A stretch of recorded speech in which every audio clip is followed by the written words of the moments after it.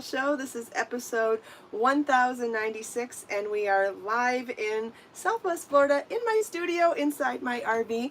And we have a visitor this morning. Baby Bjorn is here with us. Oops. Uh-oh. The sound is loud. Here, let's change that. I need to fix something real quick here. It's just going to take me a second. I've been very busy working on multiple things all morning, and I got lots of fun things to share with you today. Let's fix this. If you're joining me live, please say hello. Let me know if you're crafting this morning. Let me know if you have questions for me. Happy Friday, everybody. Does anybody have exciting plans for the weekend? Anybody planning on working on some exciting crafting projects, creative projects? What do you think? What are your plans for the weekend? Or have you started thinking about holiday gifts? What's on your mind right now? All right, I needed to update something really quickly. Hi, Thea, Angela, Judy, Val, Wendy, Pamela, Judy, Angela. Good morning, everybody. Oh, Angela did a little emoji for baby Bjorn. How cute. I don't know if it's a cat or a dog, but it's adorable. Hi, Marlene and Judy. Marlene, good morning, everybody. Happy Friday. Welcome back. So glad you could be here. I have some exciting things to share with you, and don't mind my hair. I'm trying a new hairstyle, and I'm not sure it's working out just yet, but I'm trying. Hi, Donna and Barbara, and you can't learn new things if you don't try. Whether they turn out right or wrong the first couple of times, if you don't try, you can't learn new things. So I'm working on this thing where I put my hair in a really tight ponytail to begin with, then tie the scarf to the end of the ponytail, then roll it back down and tie the scarf around the ponytail, and it's supposed to be like a messy bun. And I don't know if my hair is not thick enough, I don't know if my hair is not long enough, or if I just don't have enough product in it. So working on it. Wow, that sounds fun. Susan's on her way to NASCAR races with her hubby and brought her crochet with her. That sounds great. Hope you brought earplugs too. I used to go to car races years ago, and I know earplugs helped me. Earplugs helped me quite a bit. There was something about all of the noise and the constant noise that would make me a little dizzy and a little bit nauseous. So I felt that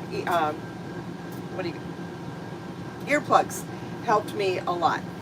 Yeah, headphones work too. Back when I went, we didn't really have that many options for headphones, not like we do now. Certainly not noise canceling headphones, but so yes, you have plenty of options nowadays. But yes, that's what I would do. But yeah, bringing your crochet or your knitting along to sporting events is so fun, especially if you bring a project that you don't have to think much about, because then you can just work on it and watch anyway, and I love doing that so much. All right, well, I have an exciting announcement to share with you, and this announcement just went live a couple minutes ago, so I did share it on Patreon already, because I do like to share news there first sometimes when I can, but you're second to know. And as far as the whole world goes, that's still that's still really fresh. So I have very exciting news to share with you. Not only is Knit and Crochet Now Season 13 launching on PBS this week, which is super exciting, but as we know, anybody that's followed Knit and Crochet Now on PBS for years and on Create Channel, it starts rolling out September, the first week of September, or the week after Labor Day. It takes up to 3 months for it to roll out across all their different local stations that are going to pick it up. Not all do, and Create Channel takes up to 3 months to propagate as well. But you don't have to wait if you don't want to. The producers of Knit and Crochet Now is Annie's Catalog, and the entire show and each individual episode are all available for digital download already. And I have a 14-day free trial membership available for you as well, if you would like to test it out for free. And you can find all of that on my website on the most recent blog post that I just shared here. If you just want to click on that so that you can open the page, Then you have it sitting in a browser for when we're done with the show. I don't need you to go do it right now. I will also have this link in the video description, so if you don't want to go do it right now, you don't have to. But it's available for everybody all around the world. You can instantly download the entire season, instantly download each individual episode to purchase, or you can even start a 14-day free trial if that's what you would like. Or you could just wait till it shows up on your PBS or your Create channel. That's fine too. I've been waiting all week to have this information available to you, and it literally just went live a few minutes ago, and so I scrambled to get it all set because I wanted to tell you about it today, because anybody that's interested in starting the trial membership or maybe instantly downloading, now you have a chance to do it before the weekend. So my fingers should be smoking right now. That's how fast my fingers were flying trying to get all this together for you. I found out like less than a half an hour ago. Hi Jeannie and Chris, good morning. Hi Irene. All right, does anybody have any questions about that? We have a very sleepy kitty over here. He's not budging. Although my desk was, or dinette desk, whatever you want to call it, was so full of yarn this morning because I was working on multiple projects yesterday at the same time. What a mess. And for the first time in a long time, I didn't clean up before going to bed. It was a rough evening around here yesterday, and I just didn't feel like doing it. We had, anyway, lots of weather and other issues, so yeah, the computer's probably warm. He certainly likes to be in the center of everything. But anyway, the table was covered in yarn this morning, and he just kept pacing and looking at me like, hello, where's my spot? Sweetheart didn't want to step on the yarn. How cute is that? So I made a space for him, and now he's happy and sleeping. Like a kitty that's polite around yarn. Like, hey, look at all this sitting here because of my cast on for doing Magic Loop today. He's unbothered by it. He doesn't want it. Anyway, hi Marjorie, good morning. Does anybody have any questions about what I've shared so far about Knit and Crochet Now Season 13 now being available? I'm so excited about that. So excited to have all those options, and it's available for everybody worldwide.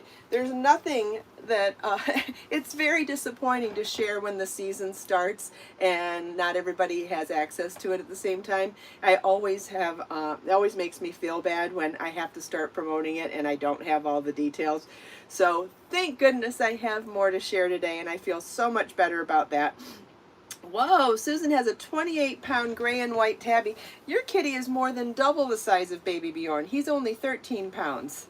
And people always tell me he's big, so wow. I know he's not big. I know he's more average size. Okay.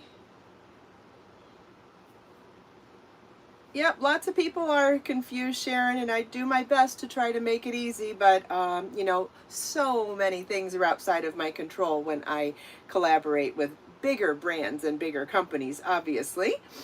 Let's see. Hi, Donna. Good morning. Okay, so did anybody follow the link to my tutorial on Magic Loop knitting yesterday? I suggested that you might want to do some homework and read a real quick blog post about Magic Loop knitting yesterday because I wanted to go over it. What I thought I'd do is I'm going to open the blog post and I'm going to follow the directions to make sure that I say everything properly for you and show you how incredibly easy it is to follow along in this tutorial. It does come with a video tutorial as well, but the blog post not only has the video tutorial embedded in it, but it also has really clear photos and steps written out. So it's a photo tutorial, a video tutorial, and a written tutorial. It really is very detailed, and to save some time, what I'm going to do is make a hat using this, and you may be asking yourself, why would I want to use Magic Loop? And that is a great question, because there are some reasons that it's wonderful and there's some reasons why you may not need it. And one of the first and foremost reasons why I like to share it, let me find some more needles. I want to show you some other sizes. before we get going. And honestly, this may go long today, may not. We'll see how this actually goes. But I want to make sure that I share as much as I want to. Let's find a shorter. Here we go. That's what I wanted to find. Okay, so when making a hat, so first of all, circular knitting needles. Circular knitting needles can be used for more than what just sounds obvious. Circular knitting needles can very clearly help you to knit in the round, which is actually knitting in a spiral. And I talk about that in my Introduction to Knitting Part 2 course, where I do an introduction to knitting in the round. And so when you want to knit in the round, you need to have a circular that is smaller than the circumference of what you're trying to knit in the round. I know not everybody likes to hear math terms, but circumference does not have to be a really crazy math term. Circumference means how big it is around something. So if you have a circle, the circumference is the outer perimeter. So if you're looking to make a hat, when it says the head circumference or the hat circumference, it means this number around here.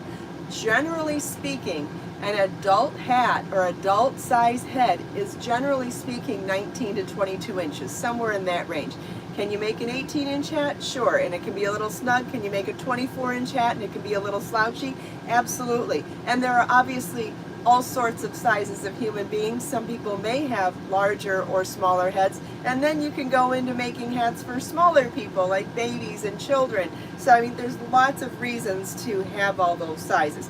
However, regardless of what size hat you're going to make, and this applies to anything in the round, your set of knitting needles, if you're doing circular, has to be smaller than the circumference that you're going to be knitting. So if you're making if you're going to be making a 20-inch hat, you need a circular that's shorter than 20 inches. The standard sizes, generally speaking, are 16-inch circular, then 24-inch circular, 30, 31, 32, somewhere in that range. There's a 36, there's a 47, and there's a 60-inch circular. And believe it or not, there's lots of reasons for all of those. And but as far as making hats, which is a great project if you're starting, hats or cowls. Cowls would be even easier than hats because there's no shaping. But anyway, if you're beginning to knit in the round, you want to start with something simple. And something smaller gives you more instant gratification, so a smaller project's always a good idea too. Make sure your circular knitting needles are smaller than the circumference of what you want to make, okay? So if you're making something that's, okay, so if there's a 16-inch circular and a 24-inch circular, anything under 24 inches you really want to make with the 16-inch circular. And then you can just squeeze your stitches. Yarn's swishy, so you can squeeze your stitches around. That's not a problem. You can also knit straight, flat, in rows on circulars, and you may have noticed that I do this a lot instead of working with straight needles, and that's because the cord ends up holding the bulk of the weight of the work, and then it's less tension on my wrists. You can also knit in the round with double point needles, and I did not bring a set out. And so if you needed to make a baby hat, a 16-inch circular won't work because a baby hat would be a smaller circumference than that even, and that's when you would switch over, then when you would have the option of working with double point needles. And I didn't make samples for these today. We can do this another day, that's no problem. But you can use double point needles, and then you would work your stitches around. You would evenly space your stitches around those 3 and knit with the 4th, or you can do it with 5 needles also. However, as a beginner, what did I just tell you? I just gave you a whole list of things to buy, didn't I? And the problem with being new to something is that until you know you're going to love it or you want to stick around for a while, how much do you want to invest in your tools? And the reason I say that is because it can get really expensive really quickly if you get 16-inch circulars for hats, double point needles for baby hats and socks and other things like that. Then you get a 24-inch circular for making garments, and then you get a 32-inch circular for making shawls, or maybe go into a larger one like a 47-inch or a 60-inch circular for making blankets, right? I'm like, whoa, that's a lot. And that's per size. We didn't even talk about the fact that these are, I'm using worsted weight yarn and a 5mm knitting needle today. we didn't even talk about that. So then you could end up having to do all those circular lengths for all your knitting needle sizes. Now, I have found some really affordable sets of knitting needles on Amazon, and they're all in my Amazon shop, and we can talk about that later. But when you're starting to knit, my suggestion would be to get a set of 16-inch circulars to do hats and smaller items, and then get a set of much larger knitting needles to do large things like shawls and blankets, and then learn magic loop knitting, because that then gives you the ability to make large things flat or in the round and small things in the round with one set of knitting needles. And so I have cast on for a simple hat using US 8 or 5mm knitting needles, worsted weight yarn, and I'm using a 47-inch knitting needle. Now, to make a hat, you're like, you just told me that that's way too large. Yes, I did. It's way too large for regular knitting needles. If you're going to do magic loop, then you can make something this big. You could make an eyeglass case in the round with a knitting needle this big. You simply split the stitches in half and really utilize more of this cord length to work half your stitches, then move the needles, then work the other half of the stitches, and continue on in the round that way. There is a really in detail blog post on my website. I'm sure Judy has shared it already, but I'm going to share it again just to make sure that you have it, because honestly, you will learn way more reading that and watching the video there than you are going to from watching me do this today. Yes, am I going to talk about it, and because we're live, I have the ability to answer your questions and show you close up what I'm doing. But in general, that blog post and that video are going to be super duper helpful for you when you're sitting down to do this yourself. You're getting a flavor for it today talking with me, but you're actually going to apply what you learn by following along in both of those. Does that make sense?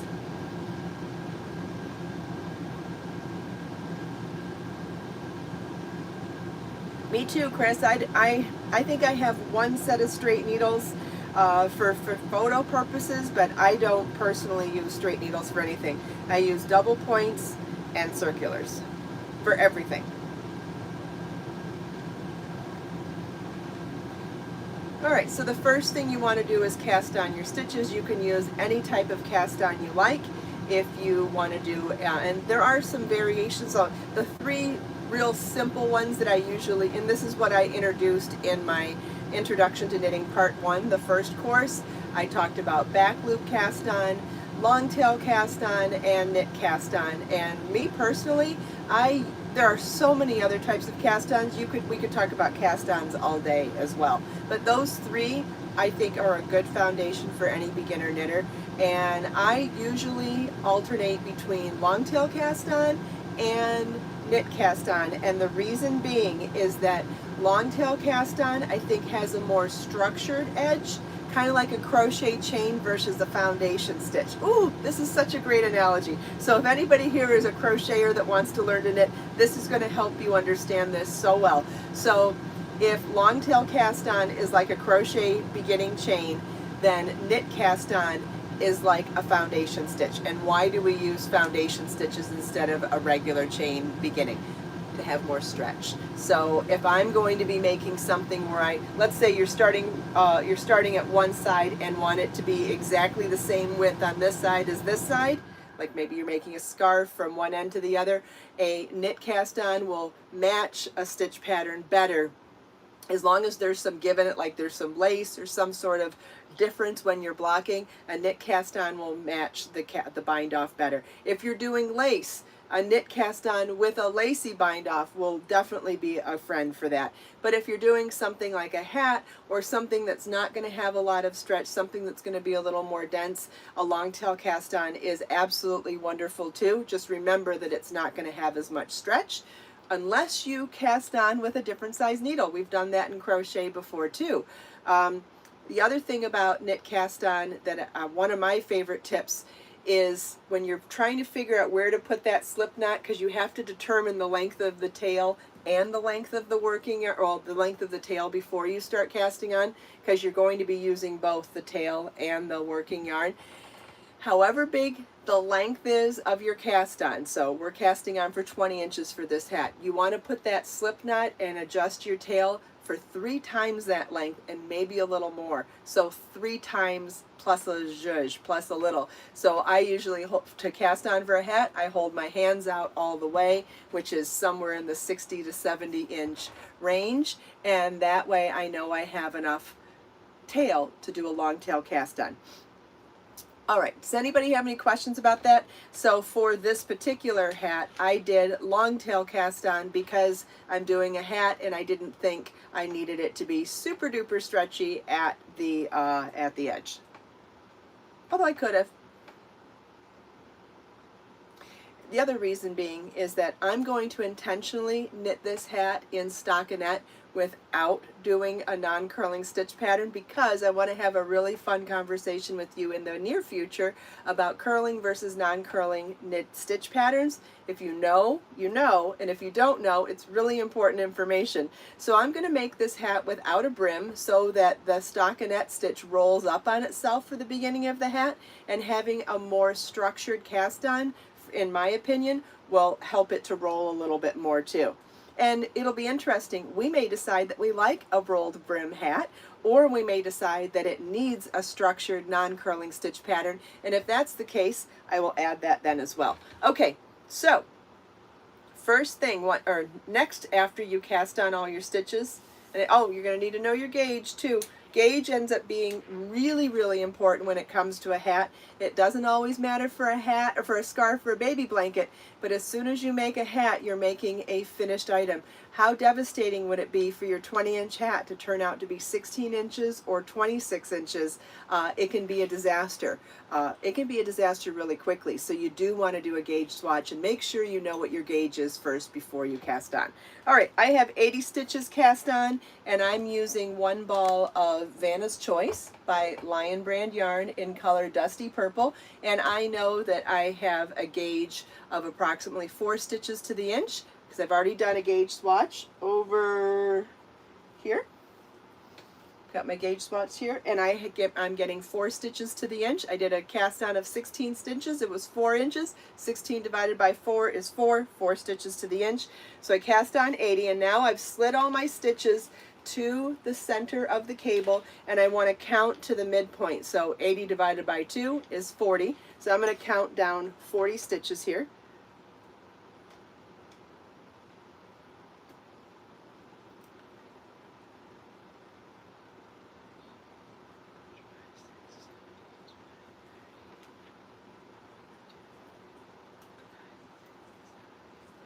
Okay, so I've counted 40 and 40, and now I'm going to take, I've bent my cable needle, not bent hard, I'm not trying to crease it, I've gently bent it because I just want to slide half the knit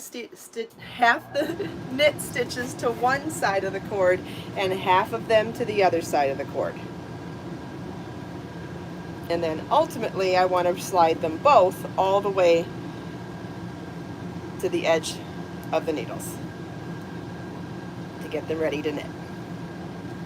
And then after that, we're going to be paying attention to making sure our stitches aren't twisted, and I'll show you my tip on that. If any of this is foreign to you, you would absolutely love my introduction to knitting courses because I talk about how to look for all of these things. We talk about all of this step by step in great detail. And if you need better photos of this, follow over to that Magic Loop blog post article because it has really great photos of all of this. So do you see how my live stitches are out here and my cast on stitches are in the middle? See that? It's really important that you do not twist your stitches when casting on. Okay, the next thing we're going to look at is to make sure that our yarn, hold on, let me get situated again, and then I'll come stand up in front of the camera again. Okay, let's go back to the blog post, make sure I say this correctly. Okay, turn the needles so they're horizontal to the table or floor and make sure that the first cast on stitch is on the needle closest to you. And that would be this one right, no, that would be this one right here. No, it's the last stitch cast on. First stitch is the one without the tail. Okay, so the last stitch cast on is the one with the working yarn. That's on the back needle. The first stitch cast on is the one closest to you. Okay.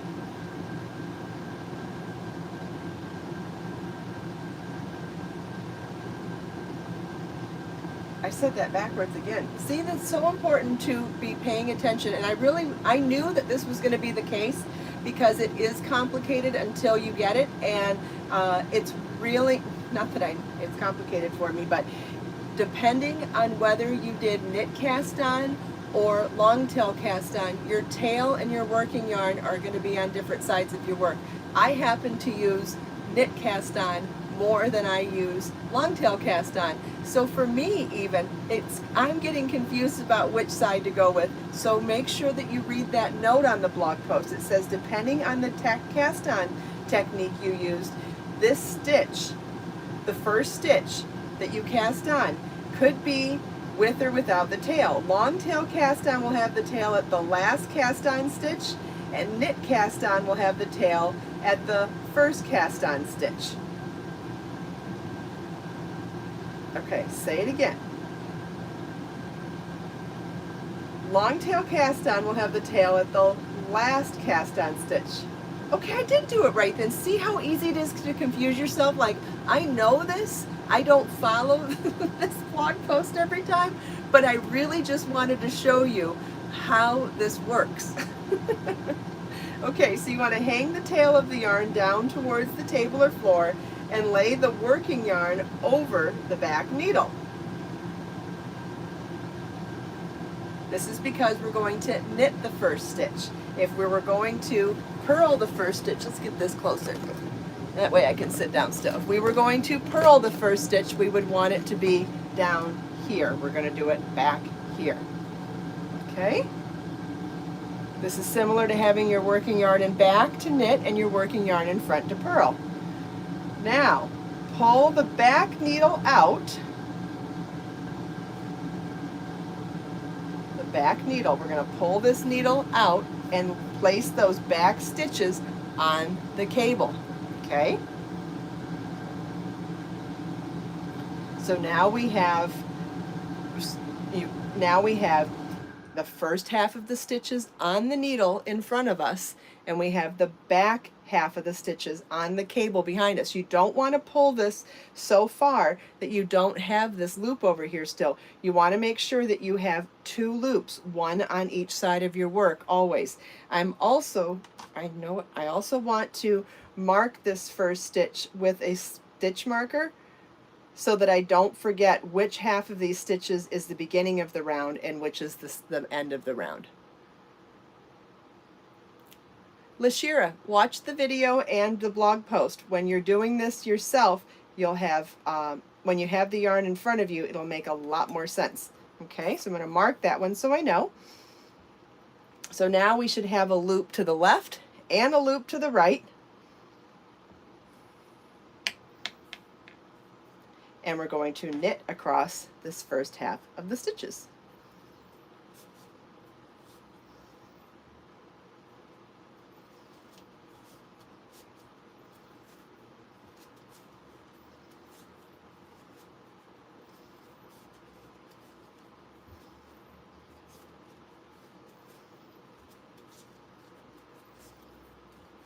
How you doing, baby Bjorn?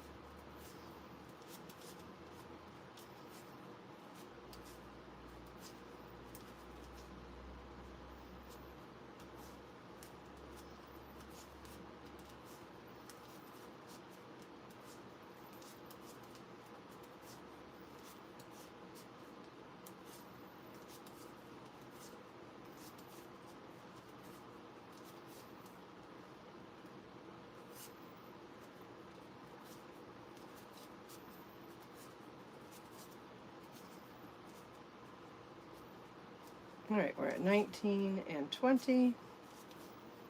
Well, I brought out a bunch of other things to show you today too. We will save those for next week. Speaking of which, Monday I have another tutorial I'm going to be sharing with you live. We're going to be talking about gauge, and I worked up a swatch of the same yarn and the same stitch pattern, but with two different size crochet hooks to talk about what happens when you don't get gauge for a project if you're substituting yarn, or even if you're using the same yarn as called for in the pattern. You can still not get gauge because your tension can be different than the tension of the person who wrote the pattern. So we're going to talk about what happens when you don't get gauge, how to measure gauge, and what to do, how to determine if your gauge is correct or incorrect. We're going to do a deep dive into all of that and maybe even do some blocking. Okay, so I've made it to the knit across the first half of my stitches. Then you want to turn your work so now the unworked stitches are closest to you. Okay? Pull the back needle, the one that you just worked.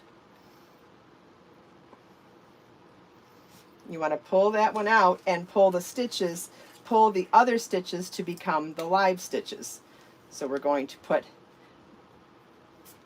the unworked stitches to the front of us and the worked stitches behind us, then pull the back needle out, and now we still have those two loops on either side. And we're now ready to knit the second half of the stitches. Okay, and now I can look, and now we're going to knit, and so now we'll be knitting all the way back to the beginning of the round and also where our stitch marker is. So if you were unsure which side, can you see how easily you can forget which side is the front and which side is the back, or where the beginning or the end of the round is? It's really important to have that stitch marker there. More so with magic loop than probably just about any other technique, simply because it's really hard to determine which side is which when you're splitting around like that. All right, does anybody have any questions? I'm sure there were questions while I was looking down. Let's see. Hi, Holly. Hi, Rita. Hi, Nancy. Does anybody have any questions? Hi, Bonnie. Ah, Bonnie's working on her Sweet Clara top. Wonderful.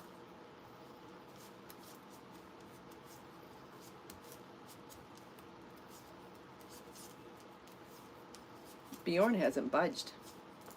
Hi, Anne. And so going forward, we're just always going to slide the stitches on the needle after they're knit, off the needle, and then slide the other set of the stitches onto the needle and just keep going from there. So it's only that first round that is complicated. After that, you just... Does it matter if it's not even number of stitches? I would say no, probably not. It matters, I mean, it's easier. So you're saying if it's an odd number of stitches, I don't think it matters, no. What matters is that you've just got enough space between the two sets so that you can still work your way around even though the cord itself is way too long. And so the key to getting the stitches close together is having plenty of room in both of these loops over here. So you can see why a 24-inch circular wouldn't do this, because you wouldn't have enough cord length to do this. Anything, I think 36 inches might be the minimum you could do this with, but certainly you can do a 36, 47, and 60. And I have all of those lengths available, or resources shown in my Amazon shop. Okay, so now we're going to move the back stitches to the front and slide them on the needles. Hard to do this without setting my work down, but I'm trying. So we'll get these back to the needle.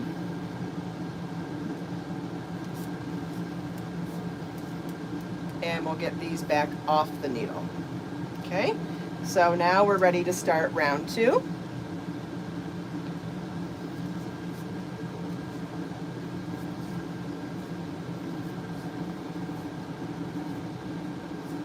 But that's a great question, Pamela. I don't think it matters at all for this. Same with double point needles. You don't have to have the same number of stitches on all your double points. when you're working with double points, you can space your stitches over 3 sets of needles and knit with the 4th, or you can space your needles over 4 sets of needles and knit with the 5th. Does anybody want to see a tutorial on knitting with double point needles in the near future? We could, in fact, that's probably how I'm going. Remember how I said I wanted to make a knit mandala, like this mandala here? I will be doing that one in with double point needles, because I'll want to start it right from the center here. Would anybody like to see a tutorial on that? It is easy once you get the hang of it, Nancy, and once you have the magic loop technique in your arsenal of tools, you are going to be so glad you have it. I'm not saying that it replaces any other technique, but anytime you add new techniques to your toolbox, you give yourself the opportunity to have choices when you're making something. And there is nothing better to me than having the choice to choose whichever tools and techniques I want to use. And that way, if something comes up, you can easily switch from one to the other. Like when I knit a hat like this, if I'm going to do a lot of shaping in the crown, sometimes I prefer to go over to double points at that point too. Yeah, we can do a sock tutorial at some point as well. That might even be something that lasts several episodes of the show, but I'm happy to show it. Socks are really interesting because there's so much structure involved and so many techniques that you have to combine together to do socks, but they can be fun. It's like, it's a Zen project at times, and sometimes not a Zen project, and it depends on the sock, and it depends on, you know, how you feel about what you're doing too. But it can be challenging in the beginning, but that's all right too. Sometimes we like challenges. You know, we talk about Zen projects all the time being great for relaxing, but you know what else? Projects that get your mind off of the stuff that you don't want to think about for a while is good too, right? Personally, I like projects that force me to not have to think about my own problems for a while. So when you get to focus on something really hard and really concentrate, those can be a Zen from life. Yes, Carla, yes, that's the beauty of having the longer needles, is that they have dual purpose. They are fantastic for a really large shawl. They're fantastic for blankets and things that need to be really wide, a cardigan, a cape, but you can also get a double use out of them by learning how to do magic loop. And that eliminates, if you don't want to purchase additional shorter circular knitting needles, then you can do this instead. You're welcome, Carla.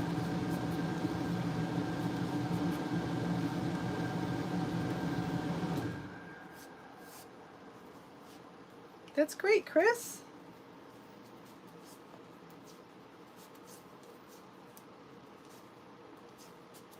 All right, does anybody have any other questions?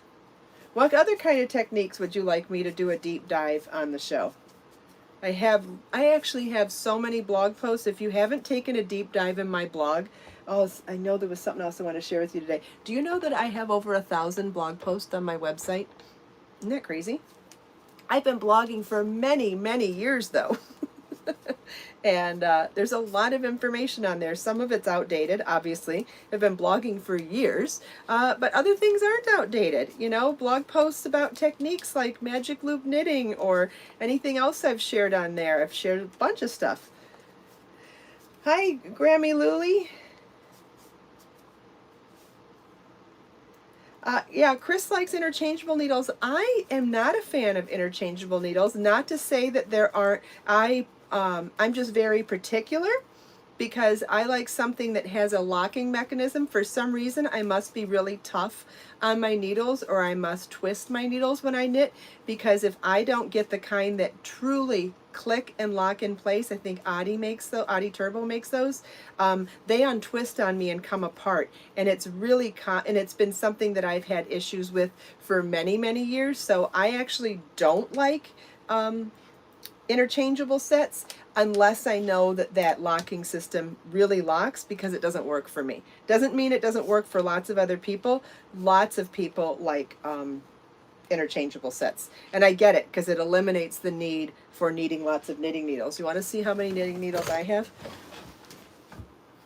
It's pretty ridiculous. Now, again, I've been these are my tools. Like I had somebody say something to me online one day that I had too many tools, and I get that, okay.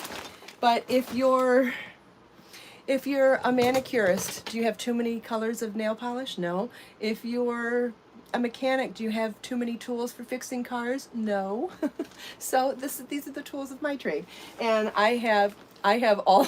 Now I've had to condense things down because I live in a small space now, but I have each size of my needles organized into a Ziploc baggie and then marked. So this is size 8 or 5 US 8 5mm, and these are all of my knitting needles. So I have double points, circulars, and circulars in different lengths because I don't like interchangeables. Now, like I said, if you like interchangeables, great. There's stuff for all of us out there.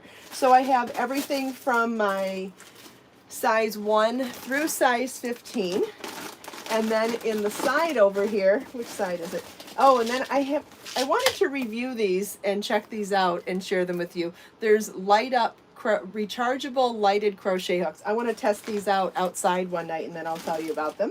And then I have all my crochet hooks in smaller bags over here, and they're organized by size. So for example, this is size H8. I have all my 5mm crochet hooks in here, that regular ones and Tunisian all in the same one. So I organize Tunisian and regular crochet hooks in those little bags because they're smaller, and they go on this side of the bin, and then the bigger side of the bin has all of the knitting needles because they take up more space.